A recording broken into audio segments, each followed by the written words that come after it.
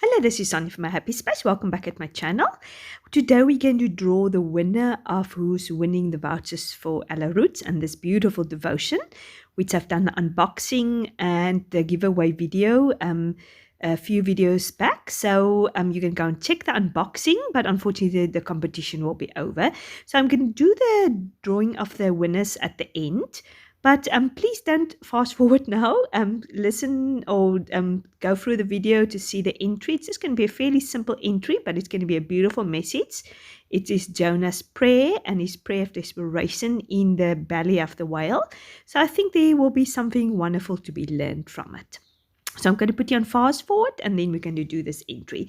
Now at the back of this devotion, you get these beautiful pattern papers.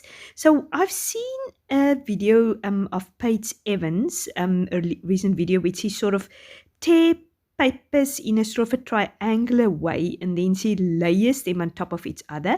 And I thought that would be a great way of sort of having this idea of a sea with these waves and these, it just appealed to me and I thought it would be a wonderful way of using these pattern papers. So as you've seen, I'm debating, shall I use the big whale or the small whale, which is part of this printable or devotion. So I'm ending up using the bigger whale, and then I want to use this word Jonah pray, and I want to use these little bubbles, which is part of the ephemera you get from the devotion. So just to create the scene of this whale and Jonah in the whale and obviously his prayer to God. So as you can see, I'm using now these three beautiful pattern papers and I'm going to tear it. Unfortunately, I've done it the wrong way. I should have used it, my scruffy or my roughly little bit of the ruler, but later I realized my mistake and then I turn it around. But I'm trying to tear sort of a cone shape, triangular shape pattern papers from these three pattern papers, just to, as I say, to lay them on top of each other. You will see in a minute how I'm going to do it. I'm just trying to use all three of these papers.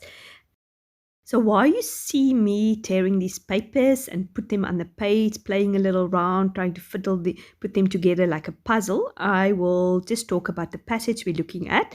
Now, last we left our friend Jonah when he was running from God, telling him to go to Nineveh, and he ran away from it, went on the boat and went to the opposite direction, and the people on the boat found out and they want him to pray to his God, and eventually did. He suggested that he should be thrown overboard, and eventually they did.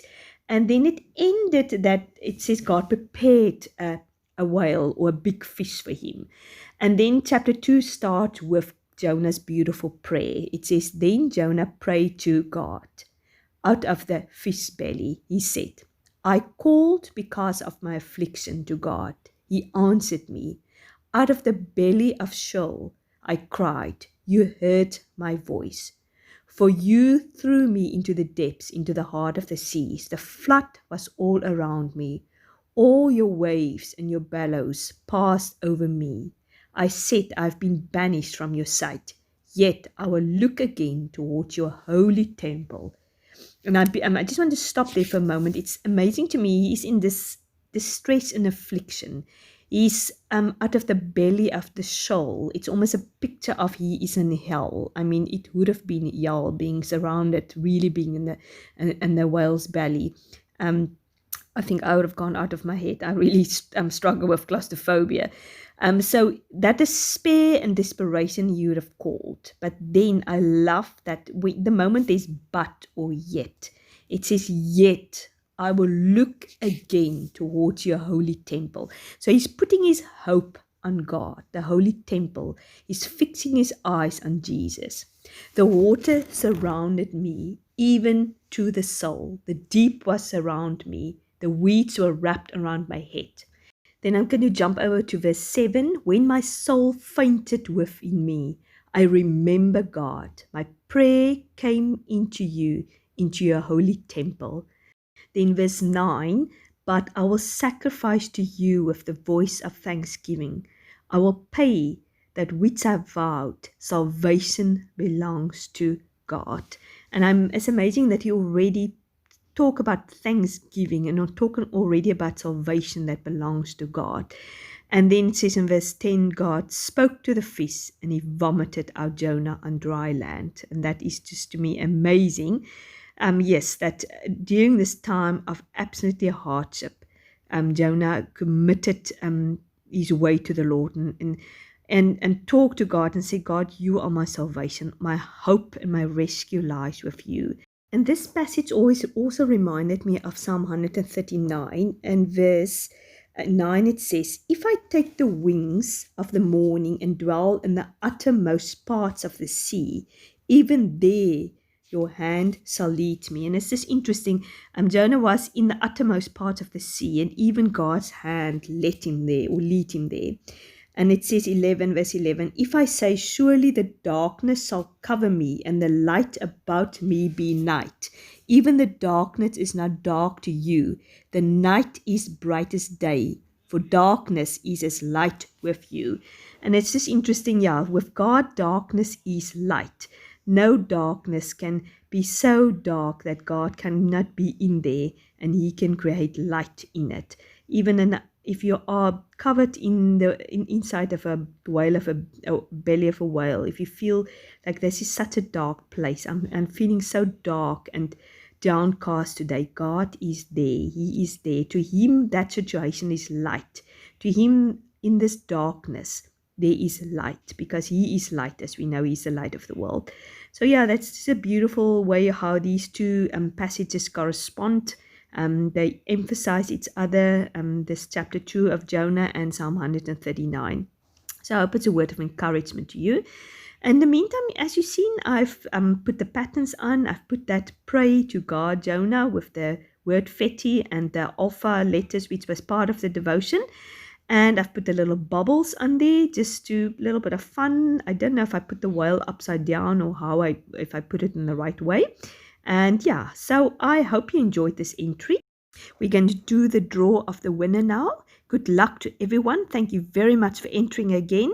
I hope whoever wins the vouchers and the devotion will have lots of blessings from it. So yeah, just hang on in a minute. I'm going to take you over to my computer. Okay, we are now in front of my screen. Sorry, I don't know how it's going to come across on the video, but this is a YouTube sort of app you can have when you have a YouTube channel that picks for you a winner, so it's very handy. So let's do the international winner first. So I'm just going to click on here, pick a winner, and let's see who is our international winner. It's Misty Bird or Bird. I'm not exactly know how to pronounce your surname, but you are our international winner. Congratulations, Misty. I'll be in contact with you shortly via Messenger, but I will leave my email address also in the description box for you to get hold of me if you need to be. So let's choose our South African winner. Okay, my screen is ready now again for the South African winner. It's Debbie Minnar. So Debbie, you are our South African winner. Congratulations. I will courier this beautiful devotion to you from ROETZ. So congratulations for that.